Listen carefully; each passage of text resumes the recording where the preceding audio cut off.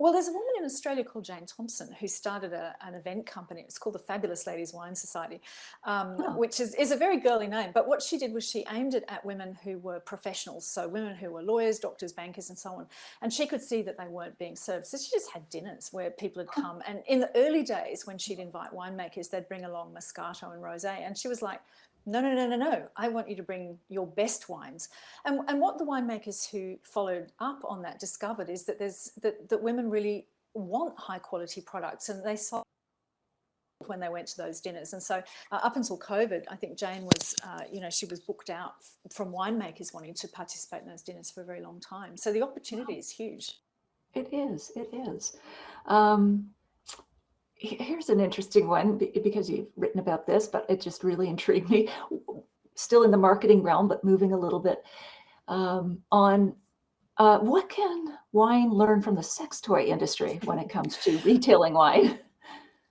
Not that much, to be honest. The reason that is because this fantastic person called Sabrina Mitchell, who works for a company called Love Honey, which is a sex toys company in Britain. And I was just dying to find out about how it all works. So she also works in the evening, as she loves wine. So she works at a wine retailer and she's doing a WSET. So I thought, I'll put a wine spin on this and I'll find out how they do things. But she's very articulate. And she did say a couple of interesting things, was that in stores that sell those kinds of products, there's very high levels of kind of fear and anxiety around them. So what the trade learned to do was to employ nice middle-aged ladies who were sort of it lowers the threat level because nobody's intimidated and they feel that they can talk about anything. And the other thing that they do is, obviously you can't test the products in store for legal and hygiene reasons. So they have very tactile things. They have a lot of things that you can touch and you can play with. And I did think that would work for wine retail if you had sort of dirt, or you had a corovan to play with, or you had different ways that you could open a cork from a bottle. That if you could get involved in a tactile way while you're in the store, it could actually be something that people should think about. Wow, that sounds great. Definitely, because wine is also one of those products you can't try unless someone's doing a little sample station, but then it's probably only a couple of wines from the store, so that'd be innovative. Well, the big thing that I really wanted to know was how do you test the products that you make? I mean, I was like, do staff have to test them? Is this something that comes up at your performance trip? Performance. Everything's a double-loaded term. Oh, yeah, I was tell me how these things are tested. And then she said they had a database of people they send them out to. And I was like, okay. I'll volunteer. I could just see some product pairings now. But anyway, maybe that's another article for Pix or not. So what do you think are the overused tropes when it does come to writing about wine? Some of them involve women, I think you've mentioned, but what really, what are your pet peeves when it comes to those? I think we tell a lot of fairy tales about wine. And the one that annoys me the most, and I see it all the time, is somebody will go to visit a winemaker in Italy. And some woman who's never named, she doesn't have a personality, she doesn't exist, will bring out pasta to feed people. She's often a nonna. Now, it has been pointed out to me that there are, in fact, pasta-bearing nonnas out there. And I know that for a fact. I myself have had some pasta prepared by a nonna. But what bothers me is that these are just ciphers in the story to signify the Italian way of life and family. And they never exist as people in the stories. I think the women in the background of wineries can really... I have a list of things that annoy me. The other thing that annoys me is, and this is something that whenever I say it, people get really cross. Soil in stories. And I strike this out whenever somebody gives me a story and it says, and it was grown on granitic soil. I always go, okay, what does that mean? Tell me what that means for the wine. And more writers go, well, it's just important. Why is it important? Tell me why I should care that something is on clay soil or granitic soil. Will this make a difference to my tasting experience? And if it doesn't, take it out. Disappear again. So so soil, those details which are placed in stories to signal that knows about wine rather than they advance the story. Those things really annoy me, which is to say I understand that soil is indeed very, very important. It's just the way it's talked about in wine stories. Obviously, why is it there? What does that do to advance the story? So what should they be, or not should, but what would you like to see if someone was saying granitic soils that will translate this way into the taste of the wine? Is that what you want to see, the connection? Yes, except it's actually very hard to make that connection. I Yes. think what I would rather is, if you're going to talk about this, there's different ways of making, there's a couple of different ways. So a writer called Adam Leshmere once wrote a story for us on, I think it was Galicia, and he talked about the stony soils, but the soil actually was a character in the drama, because the soil kept people impoverished for a very long time because you couldn't grow things. So it was, and then once people learnt new methods of sort of viticulture, it turned out that these soils were actually a sleeping treasure, because it produced, so when they switched from other crops to grapes, they discovered that they could make absolutely fantastic grapes. So this thing which had been sort of a burden and had made their lives into a drudgery actually turned out to be treasure. And that was a good story about soil. I appreciated that. Or if somebody could humanize it, if they could go out and they could say, I've done some storytelling workshops, and I always say, don't tell me why you're passionate about something. Tell me what it means to you. Why do you love this thing? And somebody once said, well, actually, I love the dirt because the smell of it reminds me of going out with my grandfather. Okay, so now I understand why the soil is important. But if you just say, well, it's granitic soil, I go, okay, cool. I love that. I love that. The character and the memories coming back, that whatever Proustian moment, it's just that whole emotion, smell thing. I mean, that makes a whole lot of sense. Any other tropes? I mean, personally, I see a lot of white verandas, white linens, you know, I don't know, it's just a gauzy world, but in terms of the tropes, the wine writing tropes, any others that come to mind, or have we covered the major ones? The one is the biodynamic trope, and it's the Cinderella trope. It always goes like this. I've never seen a biodynamic story that doesn't do this. It goes, somebody inherited a winery, or they bought it, or that came into their possession, and it was dead. It was absolutely dead. There was nothing alive anymore. The birds didn't sing. There were no insects, and the soil had no worms. It was just dead. And then they went biodynamic and they completely transformed it, and now the place is just singing with life. And I'm sure that's true. I'm sure there are lots of places that have been rehabilitated, but I'd like a different story now. I'd like someone to give me a biodynamic story that maybe gives a nod towards that, but has some other way into the story, because I've read that particular story so much. Right. To be clear, I'm not complaining about people rehabilitating their land. I wish to make that extremely clear. It's just it's actually become like, when I start reading what's going to happen, I know that a rehabilitation is going to happen and the birds are going to sing, and I'd like to be surprised. Right. Perfect. We're on a podcast now. Why are you excited about audio for the future of wine communication? Well, so several years ago, I learned, I was on a media tour, and they were talking about how we're actually moving back into being an oral culture, away from being a literary culture of voice. So, you know, with Alexa and with Echo and all of these sorts of things, that more and more things are going to be voice activated. And they also pointed out the rise of the podcast was because of the commute, that you could sit there for 20 minutes and you could shut everything out. And I think we are rediscovering this very ancient art of oral storytelling, which is actually really exciting. Still learning how to do it. And so I was looking, this afternoon I happened to be looking up podcasting research, and the question was, you know, now that nobody's commuting, that they're all stuck at home, is this still a thing? And what's happening is, yes, podcasts are absolutely growing, except now people are listening to them in the downtime in the afternoon rather than during the commute. So they're a very powerful way of speaking directly to people, and I think it's a fantastic. Yeah, it is. It's so intimate. That's right. And I think because you're talking directly to somebody, and I do think in wine there's still lots and lots of opportunity. There's lots and lots of space for people to explore. Absolutely. I just think, you know, for me, I listen to books. I don't read them physically. And I just love the way it evokes the theater of the mind, and you have to kind of envision it with the narrator. And the other thing that comes through on a podcast is the narrator's voice and emotion, which I can't get off the written word. So I think there's so many advantages. Now, so with the power of smart speakers like Madam A, I don't want to activate her here now in the background, but why do you think that Amazon could ultimately dominate wine retail? I mean, everyone's got a Madam A in their house somewhere. chance. And I've argued about this for a long time.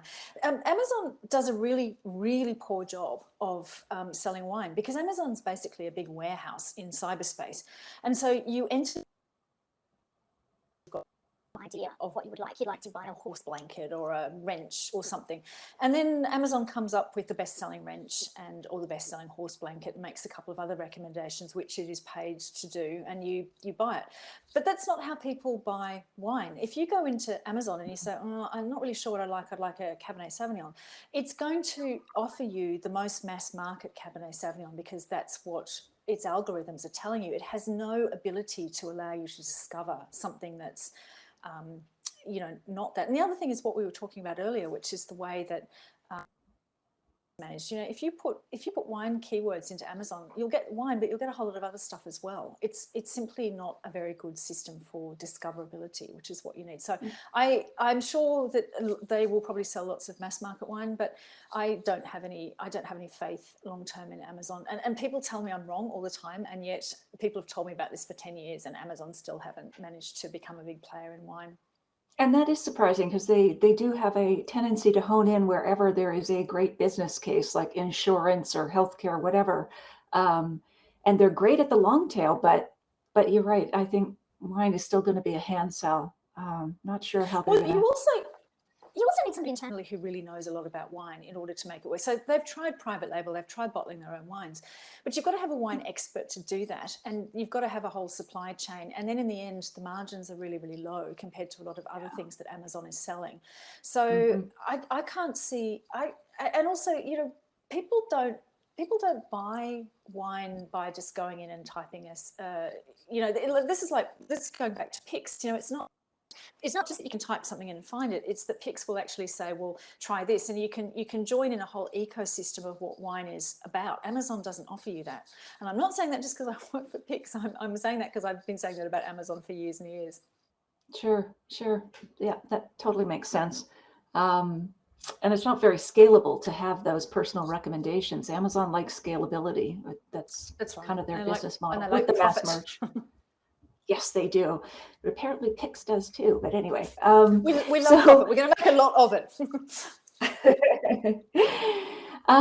So apart from centuries of tradition, why do so few women own and operate wineries, especially even those that are newly founded, the ones that keep popping up? Because there's so much growth in wineries, at least certainly in North America, but I'm sure in a lot of other regions as well. But why do so few women own them? Well, I think it's because of something that happens a long time before they get interested in wine, which is what industries do they go into in the first place? So if you look at a lot of people who are, not everybody, this is a generalization, but in general, who goes off and buys a winery later on in life, it's people who've earned a lot of money in tech or in finance, or sometimes in law or telco and things like that. And those have not traditionally been industries that have been very welcoming for women. Women of the generation that would now go out and buy wineries. So that may change in the future, and there's certainly a lot of couples who jointly own wineries, but land ownership is still very low among women, and it will take a long time for that to change. And one of the changes that is happening is that the baby boomers are retiring, and for the first time they're passing on their wineries to their daughters, not necessarily their sons. What change is that going to make? I guess there'll be more feminine perspective, but it's a really extraordinary phenomenon that I don't see discussed. And this isn't just happening in wine, by the way, across Europe. So France, Italy, and Germany, anywhere from 80% to 98% of people are employed in family businesses in the big economies of this continent, and all of those businesses are being passed on now, and many of them are being passed to daughters. So we're going to see a very female-dominated at the top economy in the near future. Now, what does that mean? And this is a very interesting question. I've read a lot of research about female management style and so on, which all seems terribly sexist. It's all typically been based on North American CEOs, and how you behave when you're an employee may have nothing to do with how you behave when you actually own it. So I can't make any predictions about what is going to happen, but it's a very interesting phenomenon. Yeah, it is. It will be interesting to see what happens there. And yet, at the same time, I think you've cautioned that just because all of these women are inheriting their wineries, that's not a cause So for what I've said, celebration. so somebody having rich parents that's left them land is not in and of itself a cause for celebration. I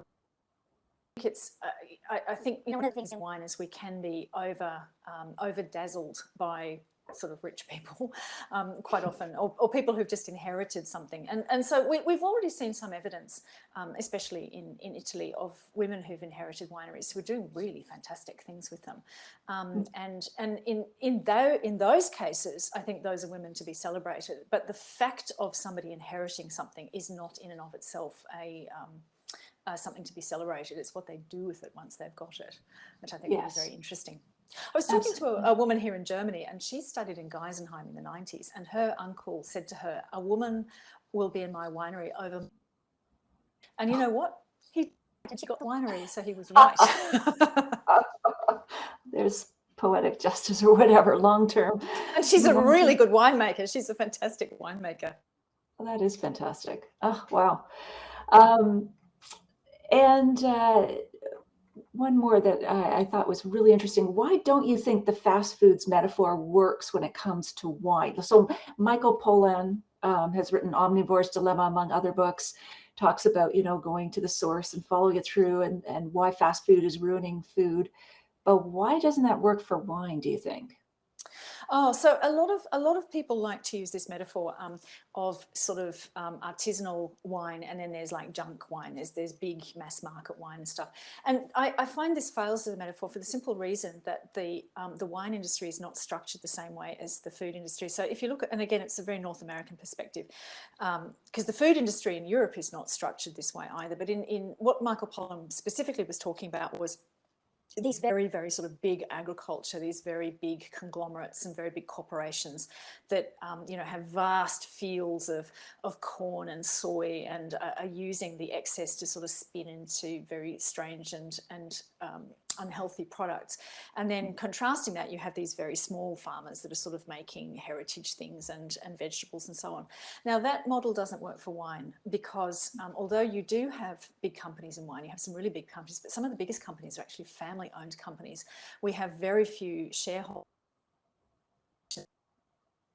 The ones that we did have in the last 20 years have failed, folded, whatever. That model doesn't work very well for wine.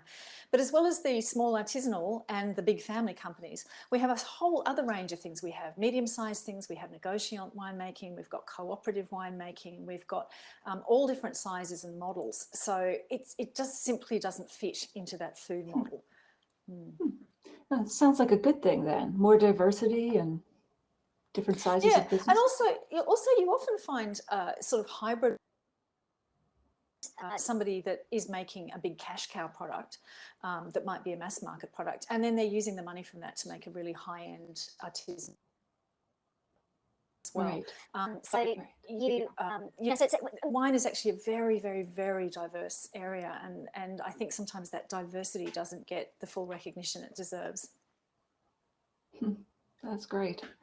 All right, so quick answers, lightning round. Okay. I love this conversation, but I want to hear your answers to these rather than cut this off, even though it's been a terrific discussion.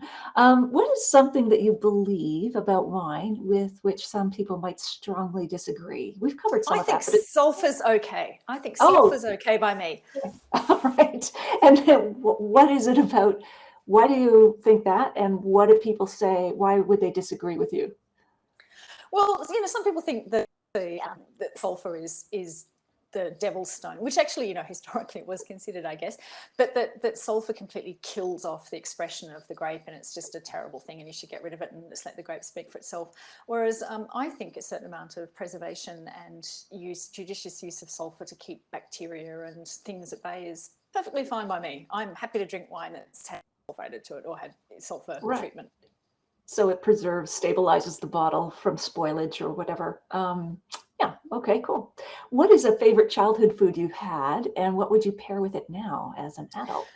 Well, my mum used to live in, when she was younger, used to live in Penang in Malaysia. And so she had this beef curry recipe that she would make, which was my favourite. And it took me a long time when I grew up to realise it wasn't very Malaysian what she was making. But that was my favourite thing. And I would just drink it with a nice white wine, probably a Chablis or something. Oh, a beef curry with a Chablis. That's interesting. Well, I'm talking about my mum's beef curry, which so it would go very well with the Chablis. Okay. An actual beef Malaysian curry wouldn't, but my mum's would. Okay, cool. And have you ever had a very weird wine and food pairing? Yes, the weirdest one we did a lot 20 years ago, which was in a hot Australian sunshine out the back with a salad or something. You'd have this really big alcoholic tannic Shiraz. And I look back at that and I think, why did we do that? But we did that quite a lot. Just wilting. Don't do it. No, yeah, it was terrible. Wilting hearing about it. What's the most useful wine gadget you've ever come across? This one. You got it. Oh, the corkscrew, the classic corkscrew. All right. I should have known. I should have ruled that out. But yes, okay. It is the waiter's corkscrew. Yeah. And if you could share a bottle of wine with anyone in the world, living or dead, who would that be? Christopher Hitchens. And I would say to him, I would talk about Afghanistan and Iraq, and I would say, how do you feel about this? Can I call you Chris? And then after we got there, I'd say, how do you feel about this, Chris? How do you feel about this now? I think that would be a very interesting conversation. Oh, wow. What bottle would you open? Oh, gosh.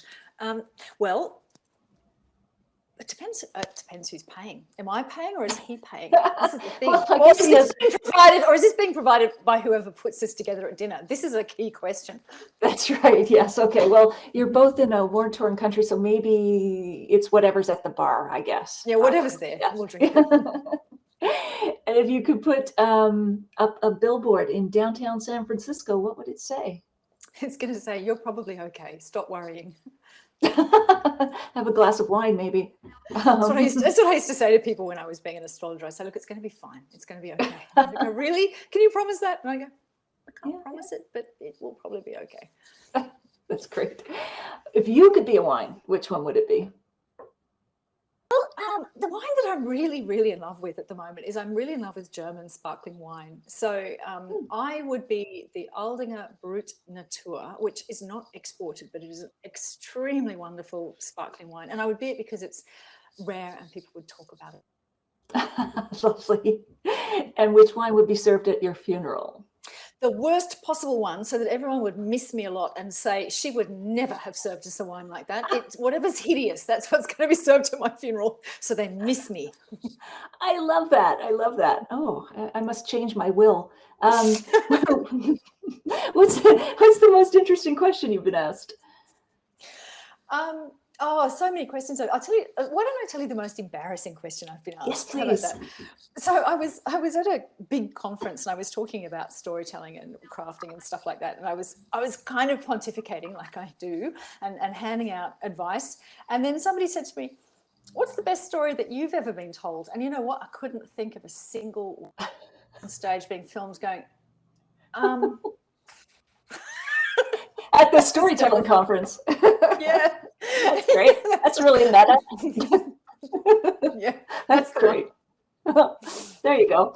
And is there anything we haven't covered, Felicity, that you'd like to mention?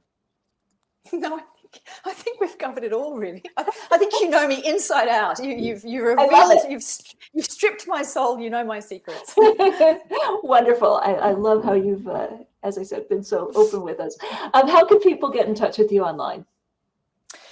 Twitter is good. I just DM me, or you can write to me at Felicity@Pix.wine. There you go. And the website, of course, is Pix.wine. Pix.wine. This has been absolutely. This has been wonderful, Felicity. Absolute delight. My favorite interview yet, honestly. And I don't say that every time. So there you go. So thank you so much. In the recording. That's got to go in the recording. All right. No cutting that out. That's in. Oh, it is. I'm not editing that out. No, that's staying in. We're still recording. But thank you so much. I really appreciate it. It's been fantastic to talk to you. And by the way, just get in touch with me. If anyone's got a great story to tell or a great pitch, just get in touch. Great. At Felicity@Pix.wine. That's correct. Yes. Okay. There you go. All right, Felicity, I look forward to when we can get together and have a glass or three, perhaps in person. Great. All right. Bye for now.